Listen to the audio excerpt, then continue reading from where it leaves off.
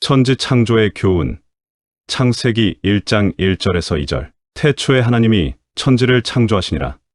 땅이 혼돈하고 공허하며 그감이 깊음 위에 있고 하나님의 신은 수면에 운행하시니라.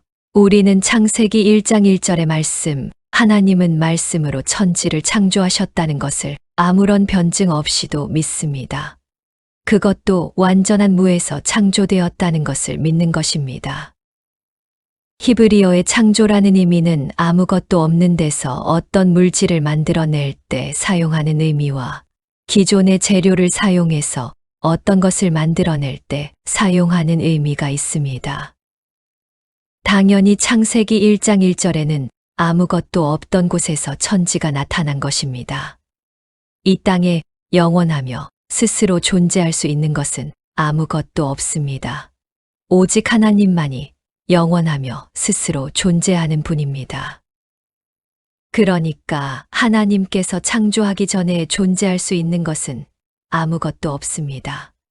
그 하나님께서 태초에 보이는 것들을 만들어 내신 것입니다. 1절에 쓰인 태초에는 시간의 시작을 말하는 것입니다. 그 말은 만물이 창조에 의해서 형태화된 그 시점이 바로 시간의 시작이라는 말입니다. 그 말은 물질의 존재와 시간의 시작이 동시에 일어나게 되었다는 말입니다. 그러니까 시간이라는 것은 물질이라는 것이 존재해야 성립이 되는 것입니다. 다른 말로 시간이라는 것은 물질이 존재하는 방식을 말하는 것입니다. 따라서 시간이 없이 물질이 있을 수 없고 물질이 없이 시간이라는 것이 성립이 되지 않습니다. 만물은 시간 내에서 존재하고 시간 내에서 소멸됩니다. 그러니까 사물은 시간이라는 것을 그 존재 방식으로 갖게 되는 것이고 존재가 소멸하면 그 존재는 시간을 상실하는 것입니다. 그러므로 태초 전, 시간이 창조되기 전에는 하나님 이외의 존재가 있을 수가 없는 것입니다. 그래서 천지 만물은 무에서 창조된 것이 맞는 것입니다.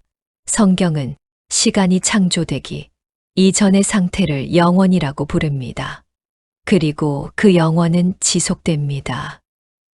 하나님께서는 그 영원 속에서 천지 창조를 계획하셨고 완성된 하나님 나라의 그림을 그리셨던 것입니다. 그리고 그 영원 속에서 창조가 시작된 그 시점을 우리가 시간의 시작, 역사의 시작, 태초라고 부르는 것입니다. 그리고 어느 날 이 창조된 물질 세계가 하나님의 말씀에 의해 소멸되고 새 세상이 오게 될 것입니다. 우리는 그때를 최후의 종말, 다른 말로 시간의 소멸이라고 부르는 것입니다. 그리고 시간이 소멸되고 나면 다시 영원밖에 없는 것입니다. 그러나 인간이라는 존재는 물질인 육체를 벗어나게 되는 죽음의 순간, 시간을 상실하게 되고 영원 속으로 들어가게 되는 것입니다. 인간은 죽음의 순간 물질이 아닌 영혼으로 존재하게 되기 때문입니다. 그렇게 시간은 물질이 존재하는 방식이지 영혼이 존재하는 방식이 아니기 때문에 인간은 죽음과 동시에 시간에서 영원으로 들어가게 되는 것입니다. 물질의 존재 방식은 시간이고 영의 존재 방식은 영원이므로 영원한 지옥, 영원한 천국이라는 말이 성립이 되는 것입니다. 물론 우리는 나중에 새하늘과 새 땅인 그 영원 속에서도 육신을 입는다고 성경은 말합니다. 그러나 우리가 그때 입을 육신은 우리가 지금 입고 있는 물질로서의 육신이 아닌 새로운 육신입니다. 그 새 육신은 지금의 육신처럼 시간을 존재 방식으로 하지 않는 새로운 육신인 것입니다. 그래서 주님께서 부활하신 후에 그 부활의 몸을 입으시고 벽을 뚫고 들어오기도 하고 동시에 여러 곳에 나타나기도 하신 것입니다. 그러니까 태초, 시간의 시작은 하나님의 창조의 말씀이 물질로 변형된 그 순간을 지칭하는 것입니다. 하나님은 그렇게 무에서 존재를 있게 하시고 다시 말해서 창조를 하시고 시간과 물질 세계 속에서 다른 말로 역사 속에서 하나님의 나라가 어떤 곳이며 그곳은 우리 성도들에게 어떻게 주어지게 되는지, 그리고 우리에게 그 나라를 선물해 주실 하나님은 어떤 분인지를 자상하게 그림으로 보여주는 것입니다. 그리고 그렇게 힌트할 뿐만 아니라 그 역사 속에서 하나님 나라를 실현해 가시는 것입니다. 그러니까 태초에 창조된 에덴과 아담은 완성된 하나님 나라를 힌트하고 있는 동시에 물질 세계 속에서는 불완전할 수밖에 없는 하나님의 백성과 하나님 나라를 동시에 상징하고 있는 것입니다. 그러니까 첫 창조는 새 창조를 힌트하고 있는 것이지 그 자체가 목적이 아니었다는 것입니다.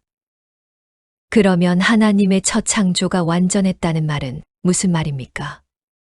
그 말은 그 첫 창조 자체가 목적이었다는 말이 아니라 하나님의 전체 작정 속에서 그 첫 창조가 맡은 역할을 충실하게 수행할 수 있게 만들어졌다는 의미에서 첫 창조가 완전했다고 말하는 것입니다.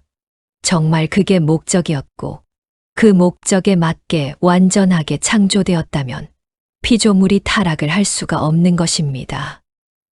그렇게 보면 아주 중요한 이슈가 하나 대두되는데, 만일 하나님의 창조와 인간의 역사가 그렇게 하나님의 작정의 형태화에 불과하다면 선악과 사건도 아담이 하나님도 기대치 않았던 실수를 우발적이며 돌발적으로 저지른 것이 아니라 그 모든 것들은 하나님의 작정 속에 이미 들어 있었던 것이 됩니다.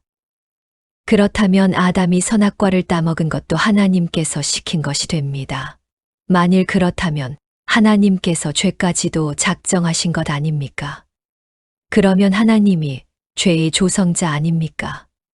이런 의문이 생길 것입니다. 하나님은 거룩하신 분이십니다. 그래서 그 분께서 죄를 계획하신다는 것은 있을 수가 없는 것입니다. 그리고 성경이 하나님은 죄의 조성자가 아니라고 분명하게 말하고 있습니다. 죄와 악은 최고의 선이신 그분과는 전혀 상관없는 것들입니다. 그런데 어떻게 하나님의 작정 속에 들어있는 아담의 삶 속에 죄라는 것이 들어올 수 있는 것인가가 신비입니다.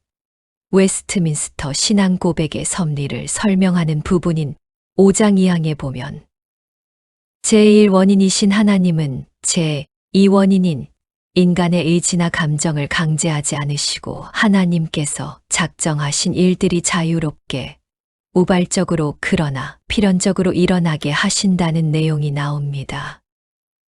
만일 하나님께서 죄와 전혀 상관없는 자들에게 죄를 강요하셨다면 심판의 근거가 없어집니다. 그러니까 선악과 사건을 비롯한 그 이후에 이 땅의 모든 죄들은 하나님께서 강제로 시키신 것이 아니라 인간과 타락한 천사들이 자발적이며 자유롭게 저지른 것이라는 말입니다. 그러나 그 모든 것들은 하나님의 작정이 이루어지는데 꼭 필요한 것들이었다는 것입니다. 이건 도저히 우리 인간의 지성과 논리로는 이해가 안 되는 부분입니다. 그러나 사실입니다. 요셉의 형들이 요셉을 애굽에 팔았을 때 요셉의 형들은 자신들의 자유로운 선택에 따라 요셉을 팔았지만 하나님께서는 그것을 선용하셔서 만민의 생명을 구하게 하셨습니다. 요셉이 그들에게 이르되 두려워 마소서. 내가 하나님을 대신하리이까. 당신들은 나를 해하려 하였으나 하나님은 그것을 선으로 바꾸사 오늘과 같이 만민의 생명을 구원하게 하시려 하셨나니.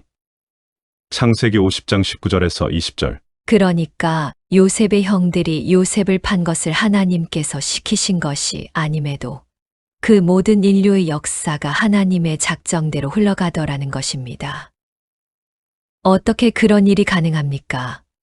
하나님이시기에 가능합니다. 현대 신학은 거기까지밖에 답을 하지 못하고 있습니다. 지금 이러한 논리를 들으시고 난 도저히 수긍을 못하겠다. 그래서 난 그런 기독교를 믿을 수가 없다라는 생각이 드시는 분들은 하나님의 은혜가 임하지 않은 분들입니다. 우리는 하나님을 증명할 수 없고 모두 이해할 수 없습니다. 그러나 우리는 그 분을 믿습니다.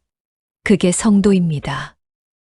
그래서 창세기 1장 1절이 하나님이 계시다는 것을 증명하거나 이해시키려 하지 않고 하나님이 존재하신다는 것을 전제하고 태초에 하나님이 천지를 창조하셨다라고 선포하는 것입니다. 그리고 우리는 그것을 그냥 믿는 것입니다. 믿겨지니까 믿는 것입니다. 그러니까 우리 인간의 한계가 얼마나 보잘것 없습니까? 하나님께서는 우리 택한 백성들의 구원에 필요한 것 이외에는 하늘의 비밀을 모두 감추어 두셨습니다. 가르쳐 주신다 해도 우리 인간의 이성으로는 그것들을 모두 이해할 수가 없습니다. 성령께서 감추신 것을 우리가 밝히겠다고 나서서 온갖 억측과 상상으로 엉뚱한 논리를 만들어내는 것은 그 자체가 헛된 일이요. 죄악인 것입니다. 그러나 하나님은 우리 성도들의 구원에 필요한 내용만큼은, 아니, 그 내용만 성경을 통해 충분히 계시해 놓으셨습니다. 그러니까 그 내용이라도 열심히 공부해야 합니다. 그렇게 첫 창조로부터 시작된 인간의 역사라는 것은 하나님 나라의 완성을 향한 하나님의 작정이 가시적으로 힌트되고 있는 것이며 형태화된 것이며 또 그 작정이 실현되어 가는 과정인 것입니다.